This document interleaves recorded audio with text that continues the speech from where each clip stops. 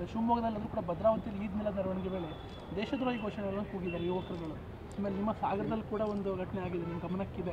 ನೋಡಿ, ಇವತ್ತು ಇಡೀ ರಾಜ್ಯದಲ್ಲಿ ಇವತ್ತು ಮದ್ದೂರು ಗಲಾಟೆ ಆಗಿರೋದು ಬಹುಶಃ ಅದು ಭಾಳ ದುರಂತ.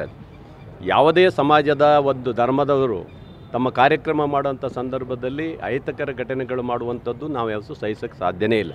ಹಿಂದೂ ಇರ್ಬೋದು, ಮುಸ್ಲಿಮ್ ಇರ್ಬೋದು, ಕ್ರೈಸ್ತರು ಇರ್ಬೋದು, ಯಾರೇ ಇರ್ಬೋದು.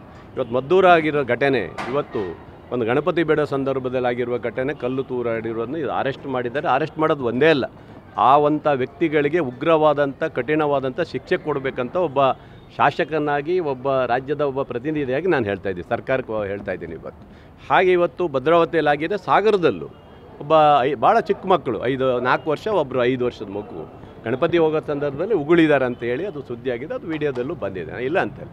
ಅದನ್ನು ಸಹ ಈಗಾಗಲೇ SP ಅವ್ರಿಗೆ ಹೇಳಿ, ನಮ್ಮ DSP ಅವರಿಗೂ ಹೇಳಿ ತನಿಖೆ ಮಾಡಲಿಕ್ಕೆ ಹೇಳಿದ್ದೀವಿ. ಆ ಮಕ್ಕಳ ಮೇಲೆ ನಾವು ಕೇಸ್ ಮಾಡೋಕ್ಕಾಗೋದಿಲ್ಲ, ಯಾಕಂದರೆ ಚಿಕ್ಕ ಮಕ್ಕಳು. ಅದು ಇವತ್ತು ಮಾನವ ಹಕ್ಕು ಅವೆಲ್ಲ ಬರ್ತಾವೋ, ಅವೆಲ್ಲ ಮಾಡಲಿಕ್ಕೆ ಬರೋದಿಲ್ಲ. ಆದರೂ ಸಹ ಆ ಕುಟುಂಬದಲ್ಲಿ ಯಾರಿದ್ದಾರೆ, ಅಥವಾ ಅವರಿಗೆ ಆ ಮಕ್ಕಳಿಗೆ ಯಾರಾದರೂ ಪಿತೂರಿ ಮಾಡಿದಾರಾ, ಅಥವಾ ಅವರಿಗೆ ಯಾರಾದರೂ ಕುಮ್ಮಕ್ಕು ಕೊಟ್ಟಿದ್ದಾರಾ, ಅದ್ರ ಬಗ್ಗೆ ತನಿಖೆ ಮಾಡಬೇಕಂತಂದರೆ ಏನಾದ್ರು ಇದ್ದರೆ ಅವ್ರ ಮೇಲೂ FIR ಮಾಡಿ ಅಂತ ಸಹ ಅವರಿಗೆ ನಾನು ನೇರವಾಗಿ SP ಅವ್ರಿಗೆ ಹೇಳಿದ್ದೀನಿ. ಈಗಾಗಲೇ ಅದನ್ನು ತನಿಖೆ ಮಾಡ್ತಾ ಇದ್ದಾರೆ. ಹಂಗೇನಾದ್ರು ಇದ್ದರೆ ಅವ್ರನ್ನ ಬಿಡೋ ಸಾಧ್ಯನೇ ಇಲ್ಲ. ನಾವು ಆ ಮಕ್ಕಳಿಗೆ ಯಾರು ಕುಮ್ಮಕ್ಕು ಕೊಟ್ಟಿದ್ದಿದ್ರೆ ಅವ್ರನ್ನೂ ಬಿಡೋದಿಲ್ಲ, ನಾವು ಅವ್ರನ್ನೂ ಇದು ಮಾಡ್ತೀವಿ. ಹಾಗೆ ಭದ್ರಾವತಿಯಲ್ಲಿ ಇವತ್ತು ಏನು ಪಾಕಿಸ್ತಾನ್ ಜಿಂದಾಬಾದ್ ಅಂತ ಹೇಳಿದರೆ, ನಾನು ಅವತ್ತೇ ಹೇಳಿದ್ದೀನಿ, ಮುಸ್ಲಿಮರ ಅವರ ಒಂದು ಕಾರ್ಯಕ್ರಮದಲ್ಲೂ ನಾನು ಹೇಳಿದ್ದೀನಿ, ನೀವೆಲ್ಲರೂ ಭಾರತೀಯರಾಗಿರಬೇಕು, ನಾವೆಲ್ಲರೂ ಒಂದಾಗಿರಬೇಕು, ಭಾರತದಲ್ಲಿ ಸಮಾನತೆಯಲ್ಲಿ ಹೋಗಬೇಕು, ಪ್ರಜಾಪ್ರಭುತ್ವ ವ್ಯವಸ್ಥೆಯಲ್ಲಿ ಅಂತ. ಯಾರು ಪಾಕಿಸ್ತಾನ್ ಜಿಂದಾಬಾದ್ ಅಂತ ಯಾರು ಹೇಳಿದ್ದಾನೆ, ಅವನು ಎಂಥ ವ್ಯಕ್ತಿ ಆದರೂ ಬಿಡಬೇಡಿ, ಅವ್ನು ಗುಂಡಿಟ್ಟು ಹೊಡೀರಿ ಅಂತ ಇವತ್ತು ಹೇಳ್ತೇನೆ, ಮುಂದೂ ನಾನು ಹೇಳೋನೆ.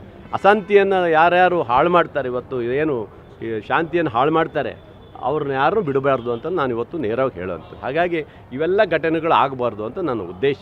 ಇದನ್ನು ಇಟ್ಕೊಂಡು ಇವತ್ತು ಕಾಂಗ್ರೆಸ್ನವರು ಏನು ಇವತ್ತು ರಾಜಕೀಯ ಮಾಡ್ತಾರೆ, ಕಾಂಗ್ರೆಸ್ನವರು ಓಟಿಗೋಸ್ಕರ ರಾಜಕಾರಣ ಮಾಡ್ತಾರೆ. ಯಾವ ಓಟಿಗಾಗಿ ನಾವು ರಾಜಕಾರಣ ಮಾಡ್ತಾಯಿದ್ದೀವಿ?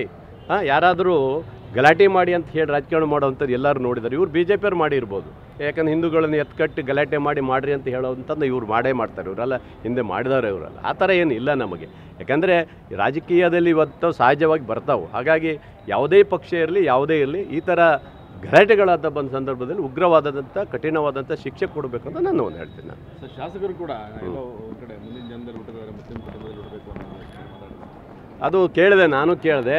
ದೇವೇಗೌಡರು ಹಿಂದೆ ಹೇಳಿದರು, ನಾನು ಹುಟ್ಟಿದರೆ ನಾನು ಮುಸ್ಲಿಮಾಗಿ ಹುಟ್ಟಬೇಕಂತ ದೇವೇಗೌಡರು ಆ ಕಾಲದಲ್ಲಿ ಹೇಳಿದರು. ಅಂಥ ಮಹಾನ್ ವ್ಯಕ್ತಿನೂ ಸಹ ಇವತ್ತು BJP ಅವ್ರು ಕರ್ಕೊಂಡಿದ್ದಾರಲ್ಲ, ಮೋದಿಜಿಯವರು ದೇವೇಗೌಡರನ್ನು ಹೊಗಳ್ತಾ ಇದ್ದಾರಲ್ಲ. ಹಾಗಾಗಿ ಅವ್ರ ಮಗನಿಗೂ ಸಹ ಇವತ್ತು ರಾಜ್ಯದ ಕೇಂದ್ರದಲ್ಲಿ ಮಂತ್ರಿ ಸ್ಥಾನವನ್ನು ಕೊಟ್ಟಿದ್ದಾರೆ. ಅವ್ರನ್ನ ಯಾಕೆ ಸೇರಿಸ್ಕೊಂಡಿದ್ದೀರಿ ನೀವು? ಅಂಥವ್ರನ್ನೂ ಸೇರಿಸ್ಕೊಂಡಿದ್ದೀರಿ ಅಂತ ಹೇಳಿದ್ರೆ ಇವತ್ತು ಸಂಗಮೇಶ್ ಅವರ ವೈಯಕ್ತಿಕ ನಾನು ಹೇಳೋಕ್ಕೆ ಬರೋದಿಲ್ಲ. ನಾವು ಯಾವ ಕಾರಣಕ್ಕೂ ಅವ್ರ ಬಗ್ಗೆ ನಾನು ಮಾತಾಡೋಕ್ಕಾಗೋದಿಲ್ಲ. ಯಾವ ಕೇಳಿದ್ರು ಏನು ಹೇಳಿದ್ರು ಅವ್ರನ್ನ ಕೇಳಬೇಕು ನೀವು. ಆದರೆ ಅಲ್ಲಿ ಏನಾದ್ರು ಪಾಕಿಸ್ತಾನ್ ಜಿಂದಾಬಾದ್ ಅಂತ ಹೇಳಿದರೆ ಯಾವ ವ್ಯಕ್ತಿನೂ ಬಿಡುವಂಥ ಪ್ರಶ್ನೆ ಇಲ್ಲ ಅಂತ ನಾನು ಇವತ್ತು ಹೇಳೋಕ್ಕೆ ಇಷ್ಟ. BJP ಅವರು ಮದ್ದೂರು ಚಲೋ ಅಂತ ಹೇಳಿ ಮಾಡ್ಕೊಂಡಿದ್ದಾರೆ. ಈಗ ಧರ್ಮಸ್ಥಳ ಚಲೋ ಮುಗೀತು,